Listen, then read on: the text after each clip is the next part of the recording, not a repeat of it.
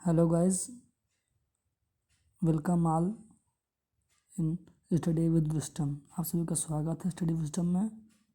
Today's science and technology topic is PM 2.5 exposure. हम लोग 2.5 exposure PM का अध्ययन करेंगे। It is wine news. A recent study by IIT Delhi has tried to establish the association between ambient PM 2.5 exposure and occurrence of anemia among children under the age of 5 years of age in India। यानी कि IIT Delhi के एक हालिया अध्ययन में भारत में 5 साल से कम उम्र के बच्चों में परिवेशी PM 2.5 के जोखिम और एनीमिया घटना के बीच संबंध स्थापित करने की कोशिश की गई है। यानी कि जो भारत में इस समय 5 साल से कम उम्र के बच्चे हैं, ठीक है, उनमें जो है एनीमिया के लक्षण पाए जा रहे हैं। तो ये एक जो है देश के लिए खतरा साबित हो सकती है। PM 2.5 refers to a particles that have diameter less than 2.5 micrometers, more than 100 times thinner than a human hair and remain suspended for longer। तो PM 2.5 होता है, ठीक है, यह एक पार्टिकल होता है जिसका डायमीटर 2.5 माइक्रोमीटर से भी कम होता है। These particles are formed as a result of burning fuel and chemical reactions that take place in the atmosphere. Natural processes such as forest fires also contributes to PM 2.5 in the air. These particles are also the primary reason for occurrence of smoke। ये particle बनते हैं जब ईंधन जलता है रासायनिक अपक्रिया के साथ में, और यह घटित होता है जब पर्यावरण में। ये सामान्य प्रक्रियाएं जो होती हैं, जैसे कि जंगल के फाइबर्स भी सहयोग देते हैं PM 2.5 को हवा में। ये कण मुख्य कारण हैं स्मोक के धुएं के घटित होने के कारण। Extended period of exposure to PM 2.5 can lead to anemia among children under the age of 5 years।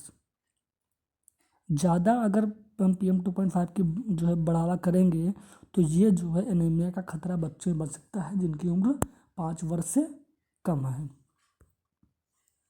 About 63% of the included children were found to be anemic। लगभग 63% बच्चों में एनीमिया के लक्षण पाए गए हैं, जो कि बहुत ही निराशाजनक दुखद बात है।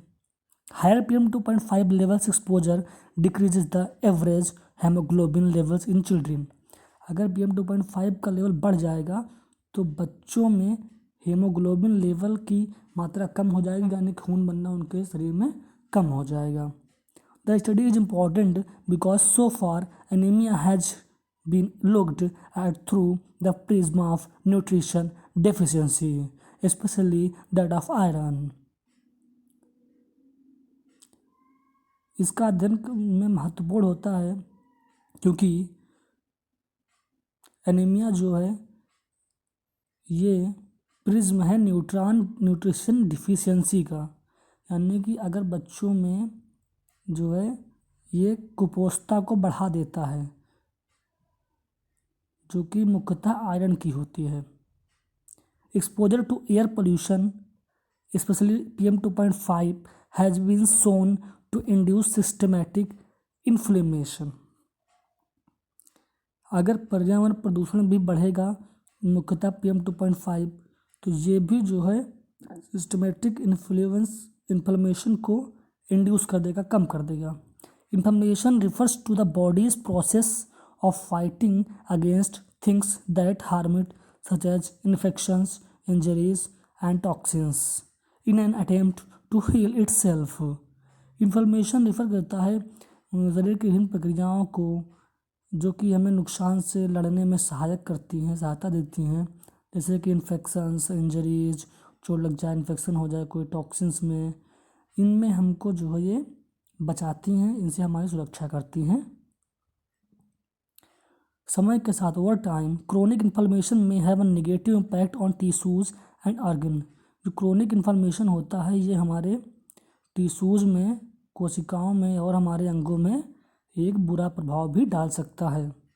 According to the India national family and health survey 2015-16 NFHS4 53.1% of women in India with 15 to 49 years of age and 58.5% of children under 5 were anemic।